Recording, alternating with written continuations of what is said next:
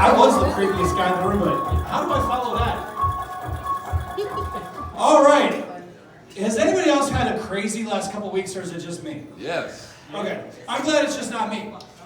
Apparently Monday was Columbus Day. I did not know that that was still a thing.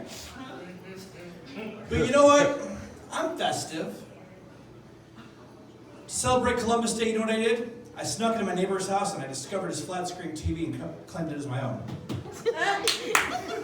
Does anybody else, though, find it, I don't know, amusing that on Columbus Day, the Washington Redskins and Cleveland Indians both got massacred? I don't even have to write jokes anymore. I just have to watch SportsCenter. Oh, yeah, there's millennials out there that still think that Columbus discovered America, and, you know, I'm just so glad I'm not in my 20s anymore. I'll be turning 38 in a couple of weeks, and at first I was like, oh, I'm getting older, but then I thought about it. I had this conversation with my wife the other day. How the hell did I survive my 20s? Does anybody else have that conversation?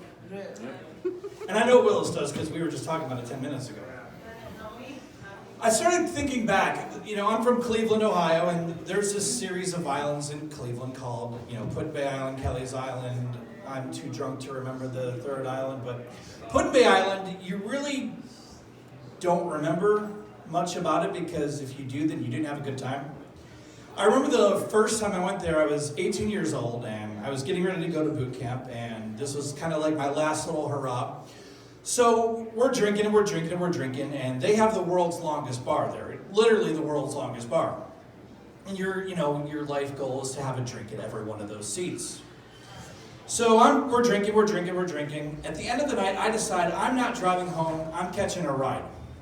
Well, the island cops see me on the front of the island, there's this cannon. And I am riding on the cannon wearing nothing but my boxers. Don't ask me what happened to my clothes, because they probably ended up in Lake Erie. No one knows. Again, that's half the fun. So they're like, have you been drinking? Yes, I have. That's why I'm not driving. I'm catching a ride. Where are you staying at, son? The cabin. Which one? The white one. It's track housing. All of the cabins look identical. So I have to kind of drunk pick a cabin. I picked the one that I think is my friend's cabin. I stumble in, fall asleep on the couch.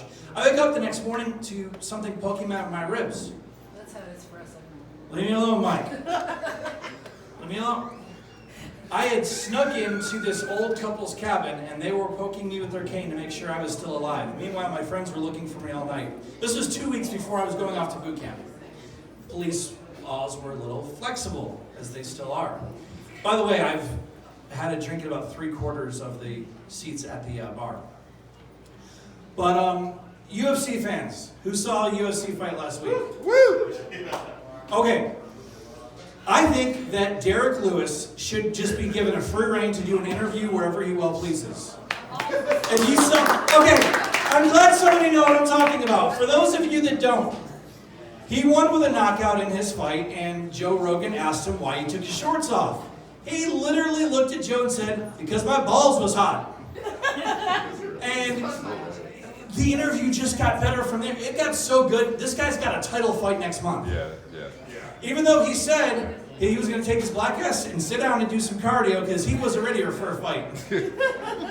But he's got a title fight. I cannot wait to. I want him to win just to see what he says if he wins. We should rig it WWE style like the main event was done, just so we can see him do a post-fight interview and talk about going to smoke weed on Joe Rogan's show in 2 weeks. That was the best post-fight interview ever. This guy should be the next president. So I mentioned earlier on it's been a crazy couple of weeks.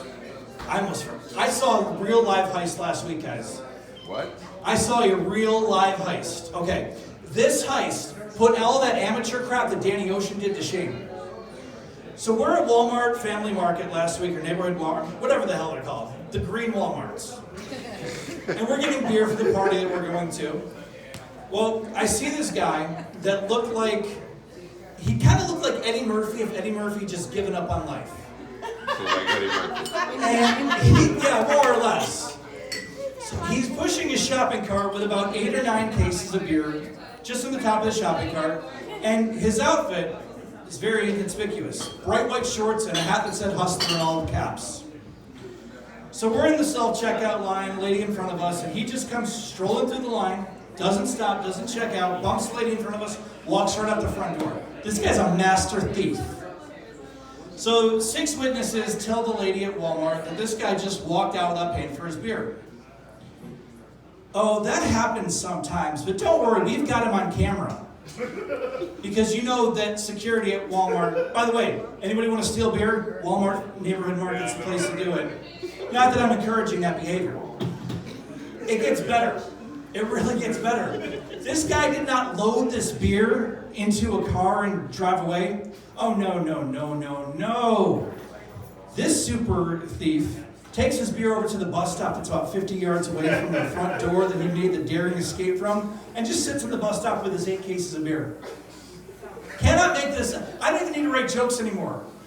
This was the best thing I've seen all week. A few people talked about Hurricane Michael, and I don't know, I'm from the north. I don't like hurricanes. In fact, the only Michael I want to talk about this time of year is Myers. And who's excited about the new movie? Real honestly. Okay. I am too, and I'll tell you why. I'm getting tired of the soap opera. The Walking Dead. It's become a soap opera. The walkers, the zombies are now background noise. And they're trying to, they're on their way out. Rick Grimes is leaving the show. Andrew Lincoln's like, I'm out. And now they're trying to figure out how they're going to get him off the show. I figured this out. I know the exact way to do it.